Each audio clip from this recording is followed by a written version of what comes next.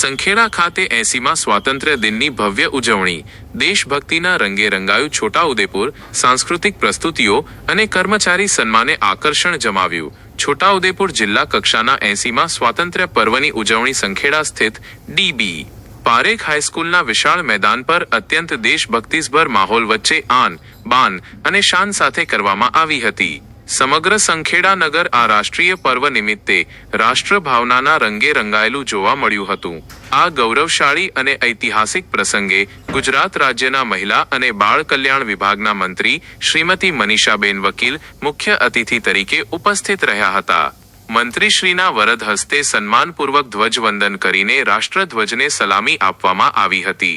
આ અવસરે તેમણે પોતાના સંબોધનમાં દેશની આઝાદી માટે પ્રાણ ન્યોછાવર કરનારા અમર શહીદોને શ્રદ્ધાંજલિ અર્પણ કરી હતી અને જિલ્લાના સર્વાંગી વિકાસ માટે રાજ્ય સરકારની પ્રતિબદ્ધતા વ્યક્ત કરી હતી. ધ્વજવંદન સમારોહ બાદ યોજાયેલા સાંસ્કૃતિક કાર્યક્રમોએ ઉપસ્થિત સૌ કોઈના મન મોહી લીધા હતા. સંખેડા નગર અને આસપાસના વિસ્તારોની વિવિધ શાળાઓ તેમજ જવાહર નવોદય વિદ્યાલયના વિદ્યાર્થીઓ દ્વારા એકથી એક ચડિયાતી કૃતિઓ રજૂ કરવામાં આવી હતી, જેમાં ખાસ કરીને ગુજરાતની અસ્મિતાને ઉજાગર કરતું કવિ ઝવેરચંદ મેઘાણી રચિત અમર ગીત હો રાજ મુને લાગ્યો કસુંબીનો રંગની સુરમય પ્રસ્તુતિથી સમગ્ર વાતાવરણ ગુંજી ઉઠ્યું હતું.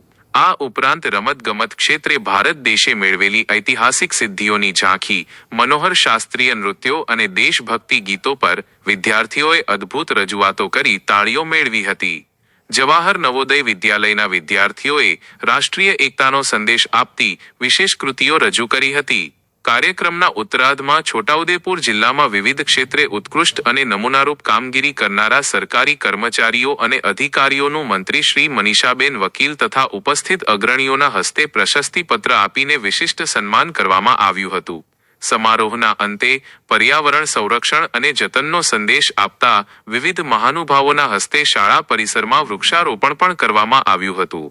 છોટાઉદેપુર જિલ્લામાં વાઇબ્રન્ટ ગુજરાત જ્યારે મધ્યસનનું યોજવામાં આવ્યું ત્યારે ખૂબ મોટી સંખ્યામાં આપણે જોઈ શકતા હતા કે ગુજરાત સિવાયના પણ બીજા જે પ્રદેશો છે, ખાસ કરીને અલગ અલગ રાજ્યો છે, એમપી છે કે રાજસ્થાન છે, એ લોકોએ પોતાનું ઇન્વેસ્ટમેન્ટ માટેની પ્રાથમિકતા બતાવી છે.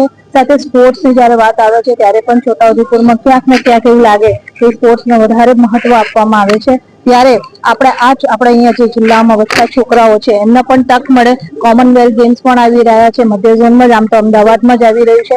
ક્યાંક ને ક્યાંક વડોદરા ખાતે પણ એની સેન્ટર હશે તો એ દિશામાં આગળ વધવા માટે પણ ખૂબ સારી કામગીરી છોટાઉદેપુરમાં થઈ.